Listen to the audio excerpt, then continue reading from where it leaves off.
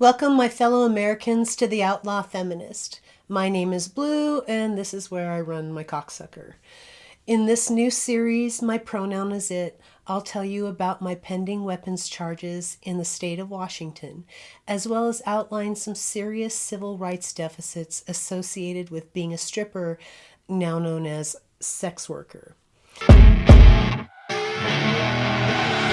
I see her rolling up, Uber black Cadillac, high heel boots and a sexy body full of tats. Baby's bad, oh baby's hella bad. After her there ain't no coming back. Wanna take a run at that.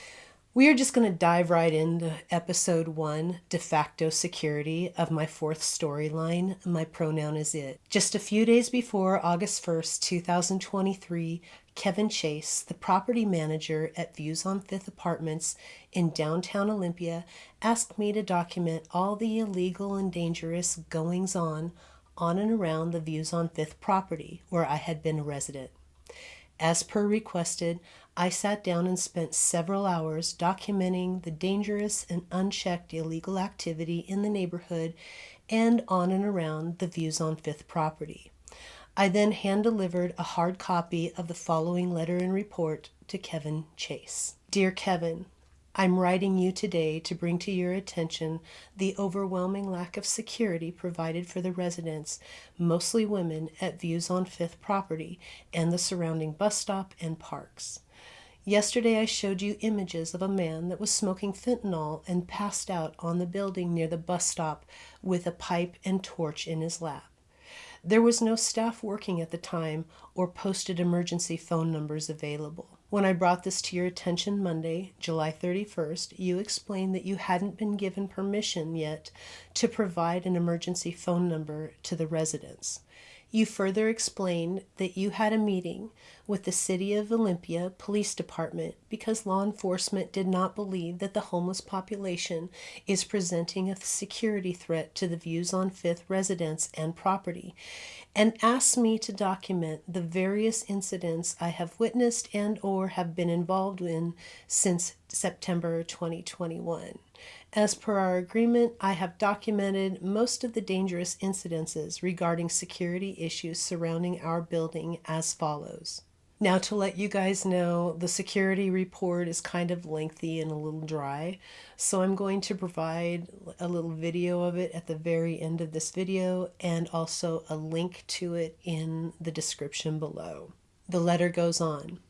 It should be no surprise to you and your staff that I am concerned with the overall security of the building and the residents and have been woefully disappointed with management's concern and or response. Therefore, in addition to documenting events regarding the local homeless population, I have taken a moment to document my concerns with in-house security issues. I am concerned that one of the residents was threatened with a 10-day eviction due to a lie told by your security guard, Patrick. I am concerned that security policies have been put into place that protect the property, the building, and not the physical safety of the residents. I am concerned that the restaurant contractors and the Views on Fifth property contractors exclusively park in handicap parking places in the driveway as well as the 1889 Prime Steakhouse parking lot, while one of our elderly tenants was told that her car would be towed for the same offense. I am concerned that our elderly veterans, severely injured, and handicapped wheelchair-bound residents were parking and are parking in the street while healthy, able-bodied, full-grown men broke the law and parked in handicapped spots. I am concerned that we were given Views on Fifth stickers for our cars that provide our home address while we are out in public. I am concerned that there's no security during the day and security is falling to maintenance people that are, number 1, not trained for such work, number 2, not insured for such work, and number 3, not paid for such work. Security is never considered other duties. I am concerned that there is zero security or phone numbers for staff for some days. I am concerned that there is no security monitoring on the property 24/7. I am concerned that there is security only 5 nights a week. I am concerned that Views on Fifth residents have no access to contact information for security personnel.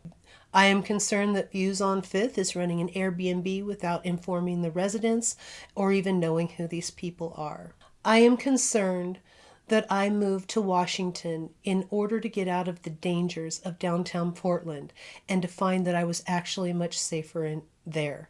I am a trained expert in security, and I have never lived with my head on more of a swivel for myself and other women in my life. I hope this helps. Blue. I followed up the above letter and report with the following email, also sent August 1st, 2023. Dear Kevin, it is also concerning that there is no trespassing signage anywhere on the property. The entire community is free to use this property as a thoroughfare, photo shoot site, skateboard park, and resting place. Without this signage, it would be impossible for Views on Fifth to enforce any kind of no trespassing policy, as there currently is none. I will continue to update my list of security concerns and incidents with the growing and increasing aggressive homeless population. Blue. Kevin responded the same day with, Hi Blue, thank you for dropping over that document. Can you please also send over the photos that you had from the past weekend? Also, thank you so much for bringing this to my attention. I will work on getting this sign created and added outside. I truly appreciate you and everything you do for us. Thank you, Kevin Chase. Since I am an expert in security, Kevin Chase not only asked me to provide documentation of the security issues on the Views on Fifth property, which is not my job. According to the baristas, Kevin also gave my personal information to the baristas at the coffee shop, his husband's mother's business. Evidently, Kevin gave my phone number and apartment number to the baristas so that if they were confronted with a scary or dangerous situation before the staff arrives, I would be able to help them. This was without my permission. However, I will never care if a woman has access to me for safety and then continue this practice on my own. But fucking wow, man. Additionally, I could not understand why Kevin Chase would ask me to document this stuff when he and his staff have already received these complaints and reports individually from the individual residents as these incidents happened.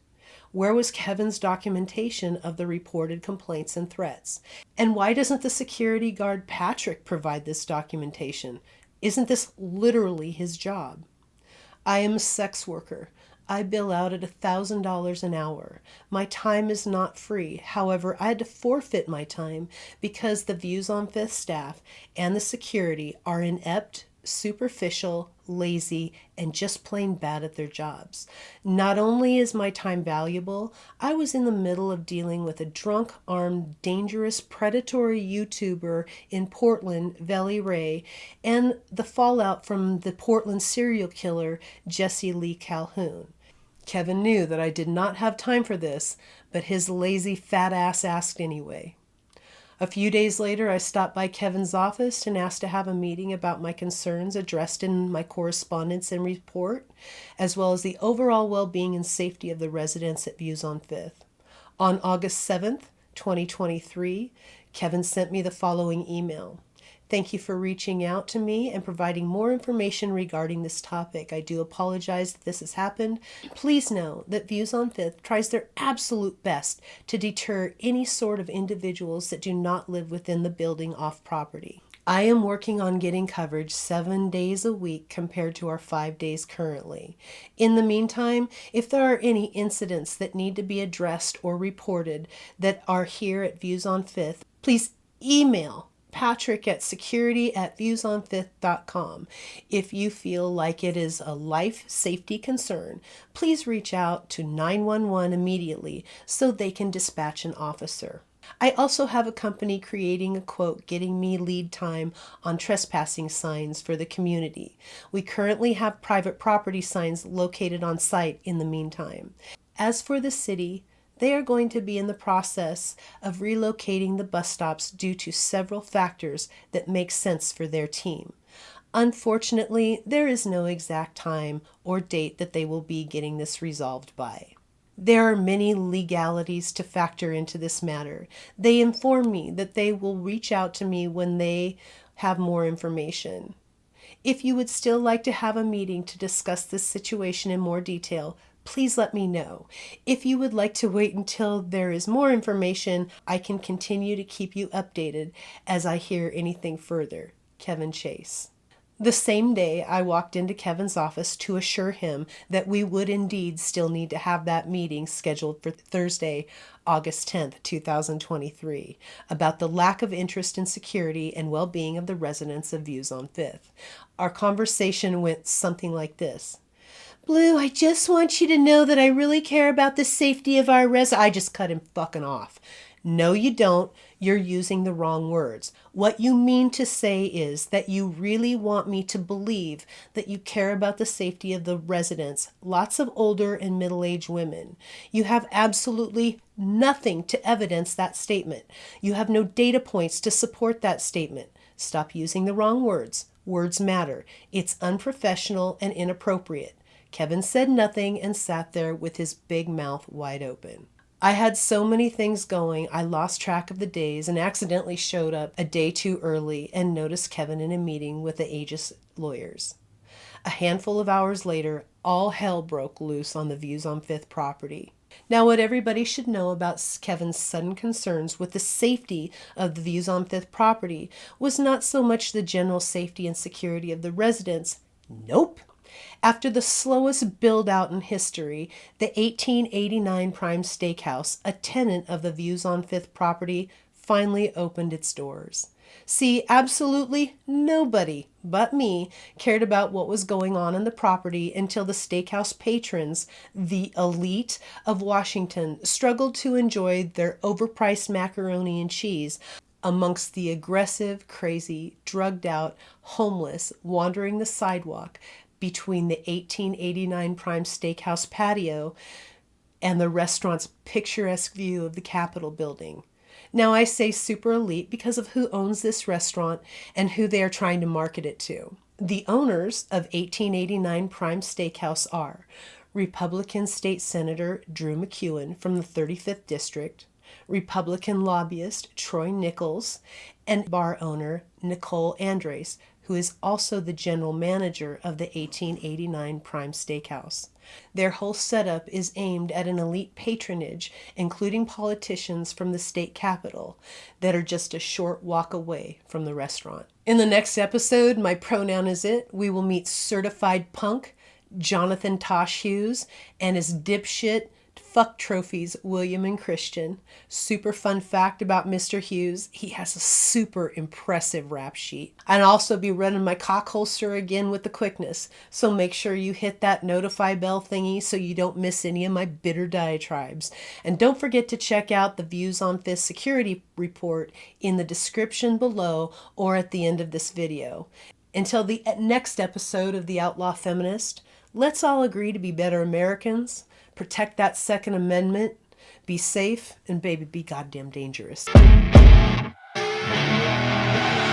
I see her rolling up, Uber black Cadillac, high heel boots and a sexy body full of tats. Baby's bad, oh baby's hella bad. After her there ain't no coming back. Wanna take a run at that.